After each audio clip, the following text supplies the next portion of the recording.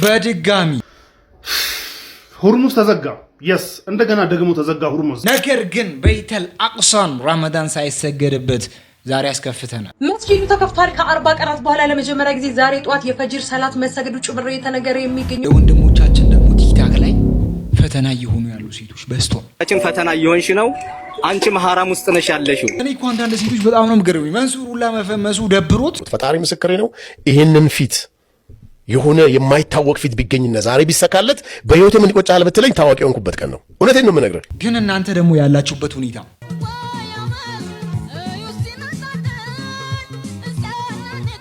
አንቺ በዚህ መሃል ውስጥ ነሽ። ነገር ግን አንዳንድ ሴቶች ግን ተመልከቱ የጀነት ሴት ሱብሃንአላህ። ስለዚህ የሚገርም ታሪክ እነግራችኋለሁ። በጀነት ተበስራለች እያሉ ነው። ነገር ግን የጀነት ለመባል የወላይን ትርጉም በስነ ስርዓት ታውቂያለሽ አንቺ? አወኩሽና ኩሽ ነው አይደል? ካላወቅሽ እስኪ ከእህትሽ ስሚ።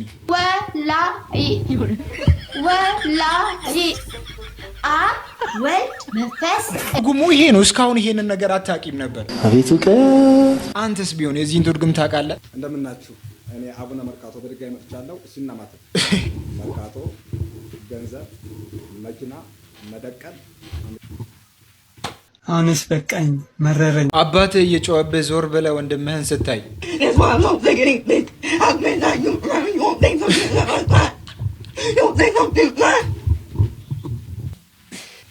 ሰላም አለይኩም ወራህመቱላሂ ወበረካ። እንዴት ናችሁ? ሁሉ ሰላም፣ ሁሉ መልካም፣ ሁሉ ፒስ።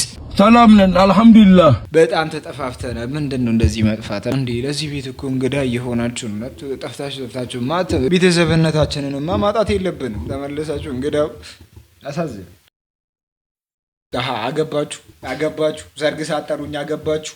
አንተ እዚህ ዝም ብለህ ተርመጥመጥ፣ እኛ በአንድ ሌሊት ምንም ችግር የለውም እንገናኛታለን። እኔም አገባ የለም በቃ የዛኔ አንድ እኩል እንሆናለን ማለት ነው። ነገር ግን ጋብቻ ሲነሳ ወንዶችን የሚያስፈሩ ነገሮች አንደኛው ዓለማችን ቁጥር አንዱ ቲክቶከር እንግዲህ ያገባትን ሚስቱን ጉድ እንደሰራት እንግዲህ ሰሞኑን መረጃዎች እየወጡ ይገኛሉ። እቺ የምትመለከቷትን ሴት እንግዲህ በ2023 እንዳገባት ነው የተሰማው። ያ ሆኖም ግን ትዳራቸው ብዙ ሊቆይ አልቻለም፣ ይለያያሉ። ታዲያ ኬቢ እንደሚታወቀው ከግዙፍ ድርጅት ጋር 975 ሚሊዮን ዶላር ውል መፈራረሙን እንግዲህ ብዙዎቻችሁ ታውቃላችሁ።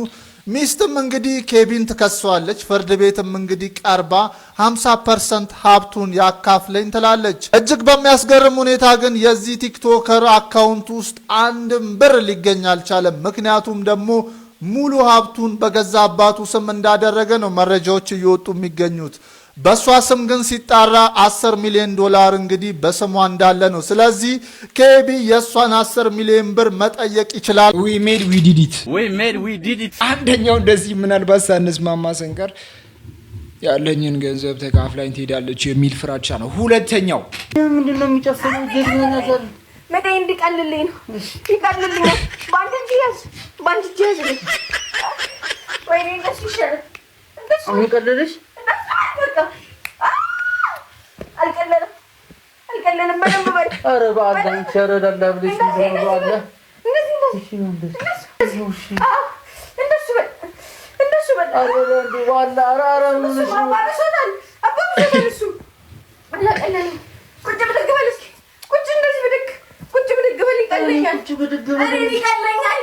ቁጭ ብድግ በል ቁጭ ብድግ እኔ እስኪ አስብለኝ። ቁጭ ብድግ ቁጭ ብድግ አስብለኝ። እሺ በይ። ወይኔ አልችልም። መጣ መሰለኝ ነው። እሺ ታዲያ እንዴት እጅን ዘርጋ ብለሽ ነው እንዴት ታዳሽ? ኧረ ምን ሆነሽ ነው አንቺ? ቢቀርስ ብረት በቃሪ ሀሳቤ ቀይሬያለሁ። እንደዚህ አይነት ነገሮች በትዳር ባህል ካሉ እንዴት ወዳለ እንደዚህ አውድክ እጅግ በጣም በሚያስገርም መልኩ ደግሞ ከፓርላማ ተነስተው እስከ ታችኛው የትምህርት ቤት ዘበኛነት ድረስ የሙስሊም ሰዎች እዛ ውስጥ መጥፋት የለባቸውም የሚባልበት ምክንያት አንደኛው ይህ የምታዩት የሂስትሪ መጽሐፍ የ9ኛ ክፍል መጽሐፍ ነው። አሁን የሚማሩበት 2018 ላይ ማለት ነው። ጸሐፊዎቹም እነዚህ ናቸው እና ስህተት አለው እዚህ ጋር። እስልምና ተጀመረ የሚለው መቼ ነው? በ610 በነቢዩ ሙሐመድ አለይሂ ሰላቱ ወሰላም በእርሳቸው ተጀመረ ነው የሚለው። እስልምና በነቢዩ ሙሐመድም አይደለም የተጀመረው፣ በ610ም አይደለም የተጀመረው እና ይሄ ነገር ልክ ስላልሆነ ቢስተካከል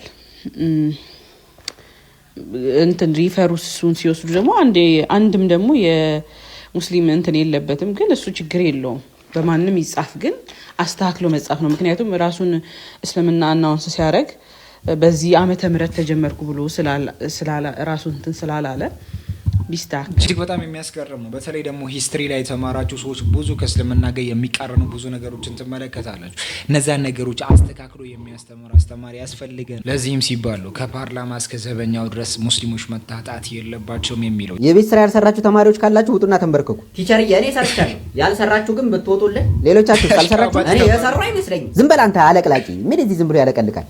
እሺ አቤል ሰርተሃል?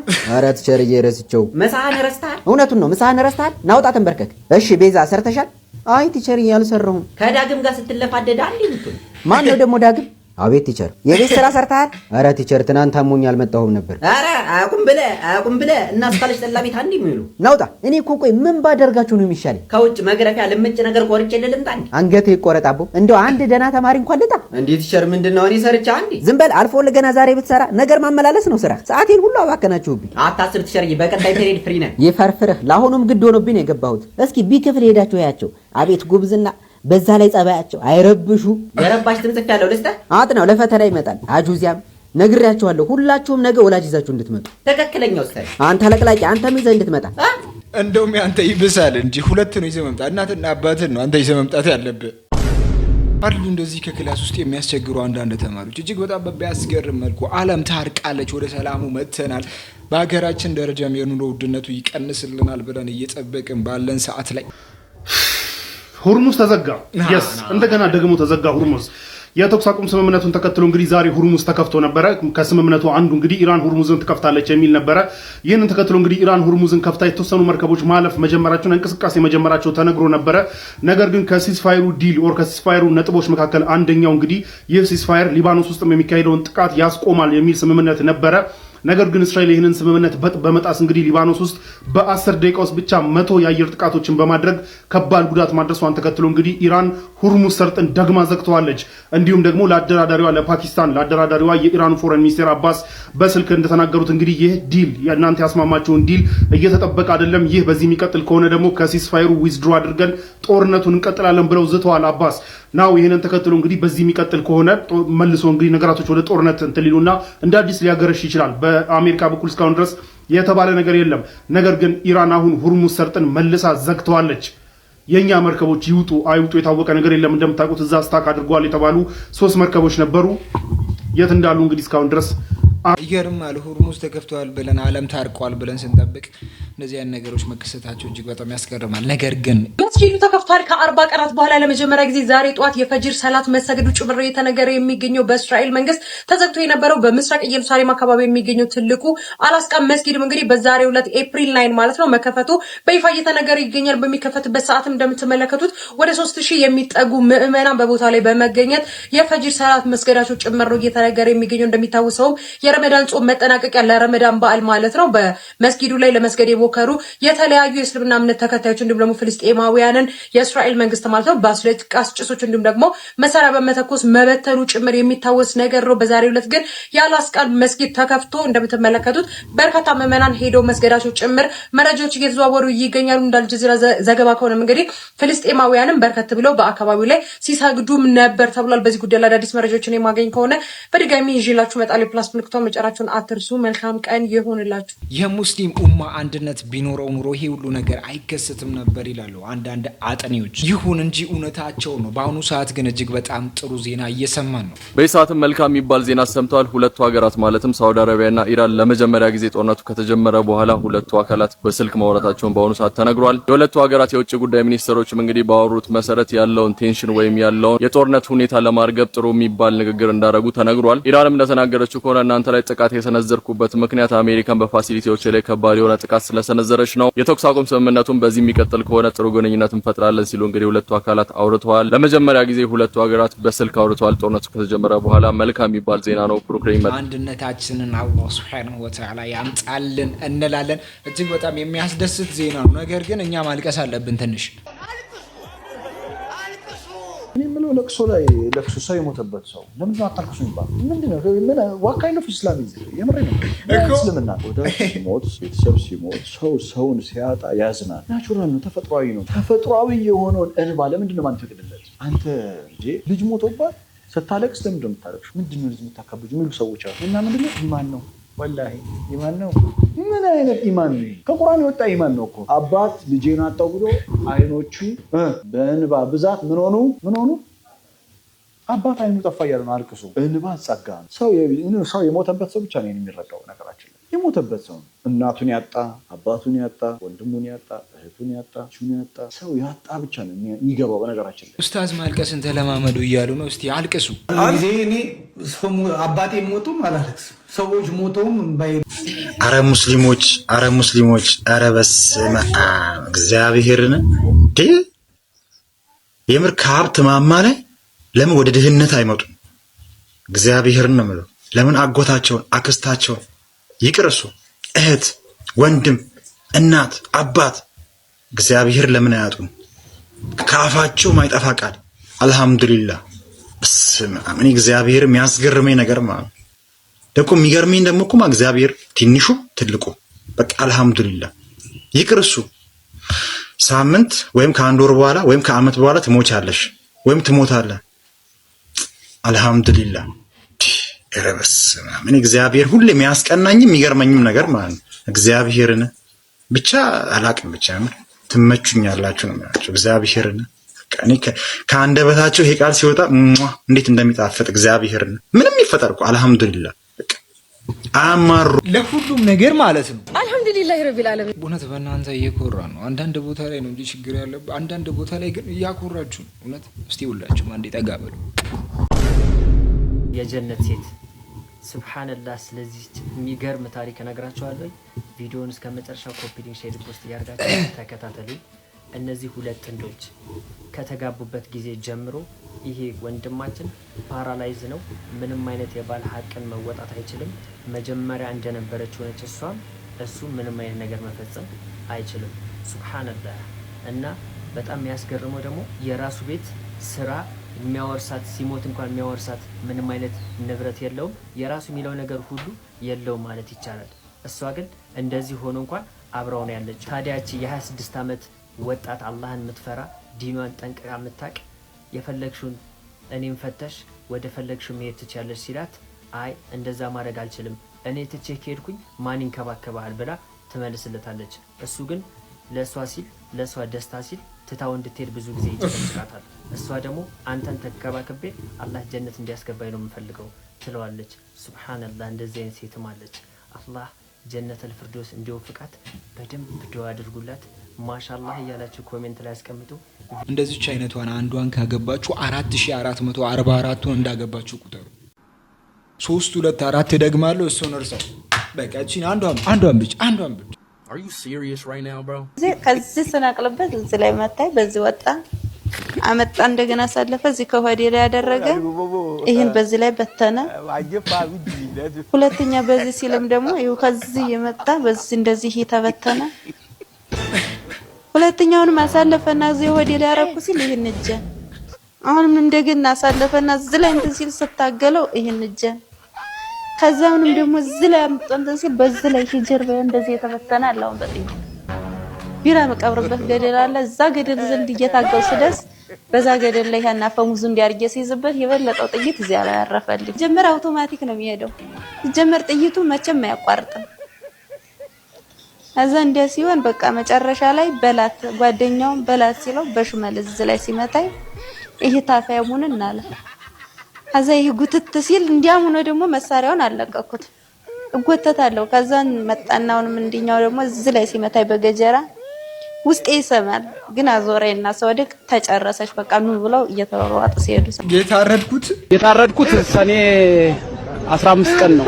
ሞትኩበት ስሞትበት ዞሮ ቦሮቹን አየ። ሰደፌን ማጅራቴን ሲመቱኝ በሰደፉ ሲመቱኝ ይሄን ማጅራቴን ሲመቱኝ ሰደፉ ተሰበረ። ሰደፉ ሲሰበርበት አይቶ እናተ ሙዳት ያዙ፣ ወላይ ሙዳት ያዙ። ይሄ ነገር እውነት ሊሆን ይችላል። ማዘር ሊመቱ ይችላል። የሆነ ነገር ሊደርስባቸው ይችላል። እናንተ ነገሮች አታጋግሉ። ተው። ሁላችንም ማስመሳዮች ነን። እንደዚሁ እየሳቅን ሁላችንም ደህና መስለን እየታየን እጅግ በጣም በሚያስገርም መልኩ ደግሞ በመሃላችን ልጆች እየሳቁ እያጣናቸው ነው። እጅግ በጣም በሚያስገርም መልኩ ቲክታክ ላይ ከ500,000 ፎሎወርስ በላይ ያለው አንድ ወንድማችን እጅግ በጣም በሚያሳዝን መልኩ ትላንት ወይንም ወደ ማታ አካባቢ የሱን ሞት ሰምተናል። የሞተበት ምክንያትና ሊሞት ጥቂት ደቂቃዎች ሲቀሩት ያለው ቃላት አለ። እሷን አንድ ላይ እንመልከት።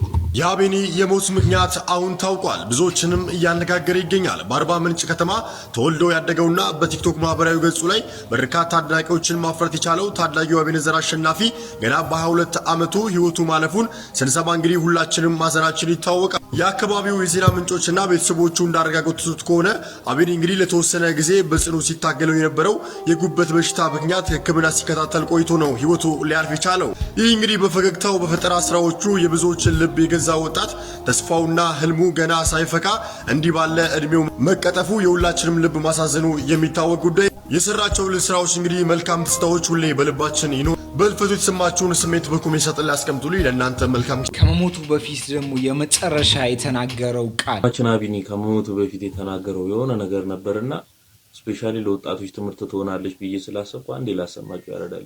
እግዚአብሔር ወደ ሙሉ ጤና ይመልሰኝ፣ በደንብ ልጠንክር። እግዚአብሔር የሆነ ሰዓት ትልቅ ቦታ ደርሰን እናወራዋለን። በጣም ትልቅ ቦታ በተለይ እኔ አሁን ያሳለፍኩትን ሞመንት ተስፈቀ አውቀዋለሁ። ትልቅ ቦታ እንደምደርስ 100% እርግጠኛ ነኝ። በቃ እትስ በ27 26 ዓመቴ ሚሊዮነር እንደምሆን አውቃለሁ። እንደውም እዛ ላይ ላልደርስ ይችላል አውቀዋለሁ። ራሴ በደንብ አውቀዋለሁ። በደንብ እንደሰማችሁት ነውና ይሄም ጊዜ አልፎ ትልቅ ቦታ እንደርሳለን እድሜያችን ገና ነው ምናምን ሲል ሰምታችሁታልና ያረዳል ልጆች። አንዳንዴ ያልፋል ስንል የምናልፈው ራሳችን ልንሆን እንችላለን። ምን ልላችሁ ፈልጌ ነው ያረዳል ልጆች፣ ጊዜያት ያልፋሉ ምናምን እያለን የምንገባባቸው ክፉ ነገሮች አሉ። እሱ ክፉ ነገር ውስጥ ገብቷል ልላችሁ ሳይሆን በእርግጥ እዚህ ህይወት ላይ ሱስ ጨምረንበት፣ ጸብ ጨምረንበት፣ የማይሆኑ ነገሮች ጨማምረንበት ቀርቶ እንዲሁም ህይወት ልትቀርመን ትችላለች፣ እንዲሁም ህይወት ልትወስደን ትችላለች። እና በቻልነው መጠን በቃ ጥሩ ነገርን ብናደርግ እግዚአብሔርን እርድና ምናምን ብለን እየገባንባቸው ያሉ ነገሮች በጣም ብዙ መስዋዕትነት እያስከፈሉ እንደሆነ ልነግራችሁ ስለፈለኩ ነው ያራዳል። እርድና በዚህ ጊዜ ገንዘብ ሊሆን አይችልም። እርድና በዚህ ጊዜ ጽድቅ ሊሆን አይችልም። ያራዳል በዚህ ጊዜ ጽድቅ ሊሆን የሚችለው አንገትን ደፍተህ ስትሰራ፣ ቤተሰቦችን ስታግዝ ምናምን ነውና ያራዳል። ፕሊስ በቃ ራሳችሁን ጠብቁ።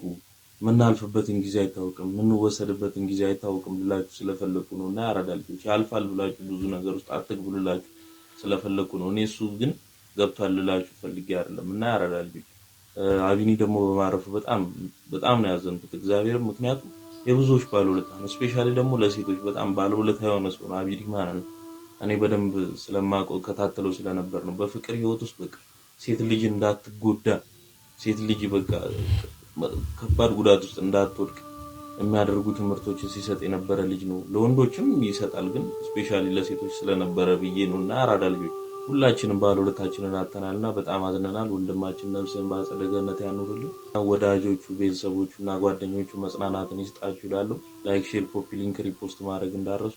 የቀብር ስነ ስርዓቱ ተፈጽሞ የአርባ ምንጭ ህዝብ ተሞ በመውጣት የወጣቱ ወንድማችን የአቤሴሎም ስርዓተ ቀብርን ፈጽሟል። በቲክቶክ ገጹ ስለ ፍቅር መከባበርና ደግነት በሚያስተላልፋቸው ልብ የሚነኩ ምክሮቹ ከግማሽ ሚሊዮን ወይንም 577,000 በላይ ተከታዮችን ማፍራት የቻለው ወጣቱ አቤሴሎም ዘለቀ በ22 ዓመቱ ከዚህ ዓለም በሞት መለየቱን ተከትሎ ስርዓተ ቀብሩ በዛሬው ዕለት ተፈጽሟል። የወጣቱ አቤሴሎም ስርዓተ ቀብር በአርባ ምንጭ ልማት እናት ቃለ ሕይወት ቤተክርስቲያን እጅግ በርካታ ወዳጅ ዘመዶቹና አድናቂዎቹ በተገኙበት ተፈጽሟል። በስርዓተ ቀብሩ ላይ የታየው ትዕይንት እጅግ ልብ የሚነካ የነበረ ሲሆን በተለይም ወጣቶችና ጓደኞቹ በድንገተኛው ህልፈት ክፉኛ በመጎዳታቸው ራሳቸውን ስተው የወደቁበት አሳዛኝ ትዕይንትም ተስተውሏል። ስንቶቻችንን ቲክቶክ ላይ የምንሰራቸውን ነገሮች እየተጠነቀቅን ያለ ነው። ስንቶቻችንን በራቁታችን ሁላ እየወጡ ሙስሊም የማይመስሉ ብዙ ሴቶችን እየተመለከተን ያለ ነው።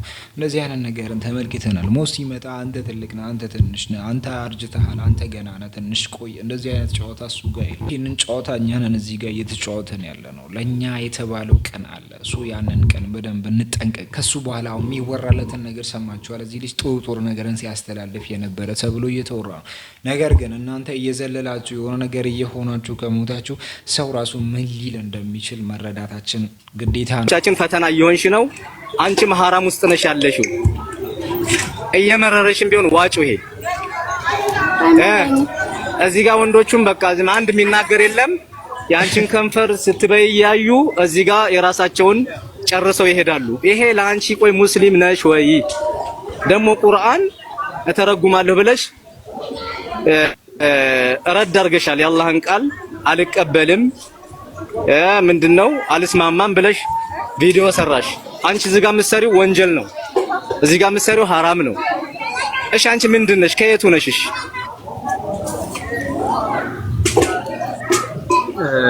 አንድ ነገር ልናገር። ሱብሃንአላህ እኔ እኮ ማለት ነው እኔ የሚገርመኝ ማሜ ጨርሰሃል? ፈቅድልኛለህ? አንድ ነገር ልናገር። እኔ በቃ ነገርኩሽ። እኔ ይሄን ተቀበኝ። በቃ ሐራም ውስጥ ነሽ። ሰውንም ሐራም እያሰራሽ ነው። አንቺም ሐራም እየሰራሽ ነው። ነገ ግን ታገኘዋለሽ። የምታወራውን ታገኘዋለሽ ኢንሻአላህ። ዋጋሽን አላህ ይሰጥሻል። በግራና በቀኝ መላእክት አለ። ብዙ ሰው ወንጀል እያስገባሽ ነው። አንቺም ሐራም ውስጥ ነሽ። ቁርአን ባፍሽ አትንኪ። በቃ አንቺ ላንቺ አይመጥንሽም ቁርአን። ጨርሰሃል? እዚህ ጋር ይኸውልሽ ከንፈርሽን እየበላሽ ወንዶችን ሐራም ውስጥ እያስገባሽ ይሄን ቪዲዮ ከፍቶ ይሄን ያድርግ ያለው ቁርአን የትኛው ነው? አንቺ አውቃለሁ እያልሽ አይደል? ጨርሰሃል ወይ? ከጨረስክ በቃ ውረድ። አንተ አላወርድህም። አንተንም ግን ደግሞ ለመጨረሻ ጊዜ የምነግርህ እኔ ስገባ በቃ አንተ አትምጣ። እየተቸገርክም ከሆነ አንተም ሌሎቻችሁ ካላችሁ አትምጡ። ማን ይደخل አይደል? አንቺ ሙስሊም አይደለሽም ወይ? ሙስሊም ነከል ቪዲዮ ለምን ትከፍቻለሽ? እሺ ቪዲዮ ለምን ትከፍቻለሽ? እሺ ደኸለክ አታስወራም ስለሆነ ላወርድ አይመለከትህም። ሁሌ ደግሞ እኔ ስገባ አንተ ተቀምጠህ እኔ አይን የምታየው ራስ በሽተኛ ነህ። አትግባ ብያለሁ፣ ብሎክ አድርግ ብያለሁ። ሌሎቻችሁም ደግሞ ረበሽች የምትሉ ካላችሁ የምታሽቀብጡ ካላችሁ ውጡ። እኔ ሁሉኝ አላልኩም። እኔ ፎሎ አድርጉኝ አላልኩም። እኔ ግቡና ይጉኝ አላልኩም። እንደዛ አይነት ጥያቄ ጠይቄም አላውቅም። ማንመለከተው ነገር የለም፣ ማናየው ነገር የለም፣ ማንሰማው ነገር የለም። ለዛሬ ዝምላችሁ ፕሮግራም በዚህ ይጠናቀቃል። በቀጣይ ቪዲዮስ ከሆነ እኔ አንሱዳ አቲቀኞን እኔ ሁሉ ላይክ መግባር ከይትረሲው እስካሁን አብራችሁ ለቆያችሁ ሰዎች